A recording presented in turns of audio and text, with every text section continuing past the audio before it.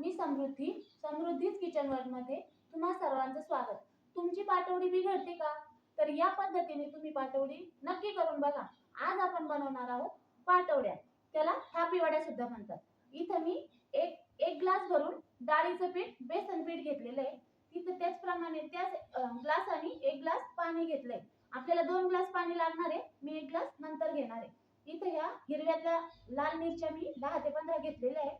इथं थोडासा लसूण आहे, लसूण पाकळ्या सोलून घेतलाय, जिरे आणि मीठ आणि त्याच्यात थोडासा कढीपत्ता हे आपल्याला फोडणीसाठी बारीक करायचंय. त्याच्यानंतर तेलात आपण जिरे, मोहरी, हळद, हिंग, चवीनुसार मीठ आणि वरून टाकण्यासाठी इथं कोथिंबीर मी घेतलेलं एवढं साहित्य आपल्याला लागणार आहे. चला तर मग आपण रेसिपीला सुरुवात करूया. इथं मी मिक्सरचं छोटं भांडं घेतलंय. त्याच्यात आता हे सगळं मिरची वगैरे सगळं टाकून बारीक करून घेणार आहे.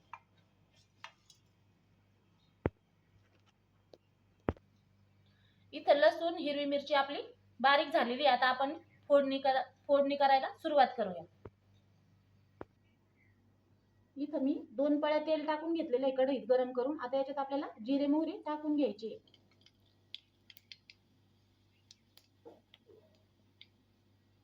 मोहरी तडतड झाल्यानंतर त्याच्यात आपल्याला हिरवी मिरची वाटलेली आहे ती टाकून घ्यायची.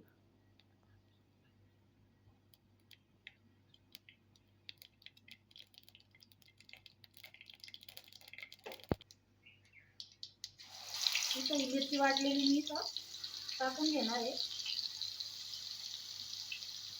तिखट तुम्ही तुमच्या आवडीनुसार करू शकता. जास्त तिखट पाहिजे असेल तर तुम्ही अजून मिरच्या घेऊ शकता याच्यात बारीक करायसाठी. लसूण आणि जिऱ्याची छान पेस्ट येणार आहे. याच्यात आता मी हिंग टाकून घेणार आहे. हळद पण टाकून घ्यायची आपल्याला. त्याच्यानंतर चवीनुसार मीठ थोडंच टाकायचं. आपण बारीक करायला जाडं मीठ वापरलं होतं, त्यामुळे याच्यात मी थोडंच मीठ टाकणार आहे. याच्यात आता हे 1 ग्लास पाणी घेतलं होतं ते मी याच्यात पूर्ण टाकून घेणार आहे.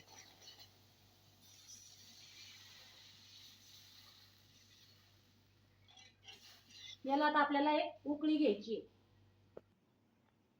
इथे 1 ग्लास पीठ आहे ते आपल्याला आता पाणी टाकून मिक्स करून घ्यायचंय.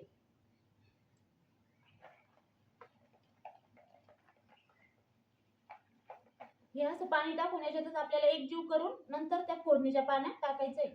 म्हणजे आपल्या पाटवड्यात गोळे होणार नाही आणि पीठही व्यवस्थित वाफेल.